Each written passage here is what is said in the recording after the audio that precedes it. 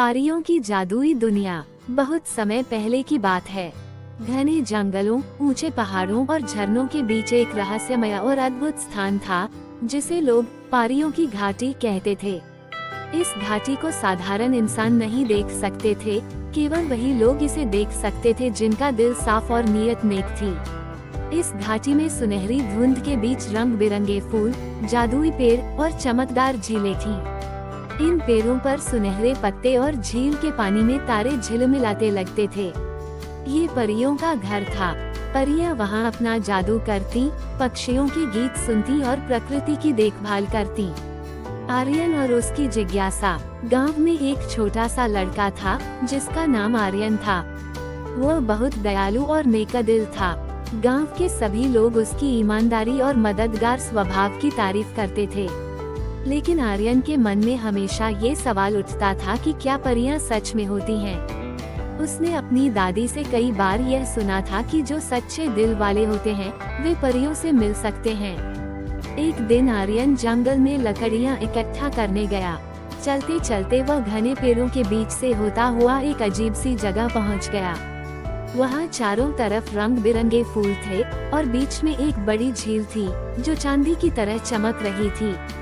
वह मंत्रमुग्धा होकर झील को देखने लगा। तभी उसे झील में से कुछ चमकती रोशनियां दिखीं। परियों का प्रकट होना। जैसे ही आर्यन ने झील के पास कदम रखा, अचानक हवा में संगीत गूंजने लगा। झील के ऊपर एक तेज रोशनी हुई और उसमें से 3 परियां प्रकट हुईं। उनकी पोशाकें इंद्रधनुष जैसी चमकदार थीं और उनके पंखों पर सुनहरे सितारे झिलमिला रहे थे। आर्यन हैरान था। उसने डरते हुए पूछा, आप कौन हैं? सबसे बड़ी परी मुस्कुराते हुए बोली, डरो मत आर्यन, हम परियां हैं और हम यहाँ इसलिए आई हैं क्योंकि तुमने हमें अपनी अच्छाई से बुलाया है। तुम्हारा दिल इतना सच्चा और दयालु है कि हम तुम्हें एक खास तोहफा देना चाहते हैं। आर्यन ने विनम्रता से कहा, मुझे तोहफे की जरूरत नहीं है। मुझे बस ये जानकर खुशी है कि परियां सच में होती हैं। दूसरी परी ने कहा, तुम्हारी यही बात तुम्हें और खास बनाती है, लेकिन हमारा तोहफा तुम्हें दूसरों की मदद करने में और भी सक्षम बनाएगा। जादुई फूल का वरदान। तीसरी परी ने अपने हाथों में एक चमकता हुआ फूल रखा। वह फूल ऐसा लग रहा था जैसे उसमें सूरज की किरणें समाई हों। परी ने वह फूल आर्यन को देते हुए कहा, ये जादुई फूल है।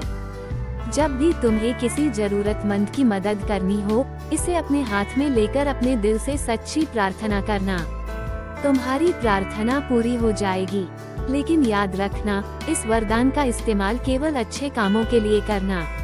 आर्यन ने वह फूल संभाल कर रखा और परियों को धन्यवाद दिया। परियां मुस्कुराईं और झील में गायब हो गईं। आर्यन का साहस और परियों की मदद। आर्यन गांव लौट आया। अगले दिन गांव में एक बड़ा संकट आ गया। बारिश के कारण नदी में बाढ़ आ गई और कई घर पानी में बहने लगे। लोग परेशान थे। आर्यन ने जादुई फूल को हाथ में लिया और दिल से प्रार्थना की, हे परियों, मेरी मदद करो ताकि मैं इन लोगों को बचा सकूं। तुरंत आसमान साफ हो गया और नदी का पानी कम होने लगा। लोग हैरान थे कि यह चमत्कार कैसे हुआ। आर्यन ने किसी को कुछ नहीं बताया, लेकिन वह जानता था कि परियों का वरदान ही उसकी ताकत थी। इसके बाद आर्यन ने इस फूल का इस्तेमाल कई बार किया, कभी किसी भूखे को खाना दिलाने में, तो कभी किसी बीमार की मदद करने में। उसकी नेकदिली और परियों के जादू से पूरा गांव खुशहाल हो गया। परियों की झलक।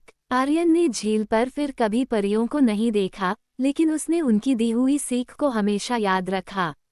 वो हर दिन दूसरों की भलाई में लगा रहता और खुश रहता। गांव के लोग कहते हैं कि परियां अब भी उस झील में रहती हैं और उन लोगों की मदद करती हैं जिनका दिल सच्चा और नीयत साफ हो। शिक्षा, अच्छाई, दयालुता और दूसरों की मदद करने का जज्बा सबसे बड़ा जादू है। परियां भले ही दिखाई न दें, लेकिन उनकी तरह नेक और सच्चे काम करने वाले इंसान इस दुनिया को जादुई बना सकते हैं।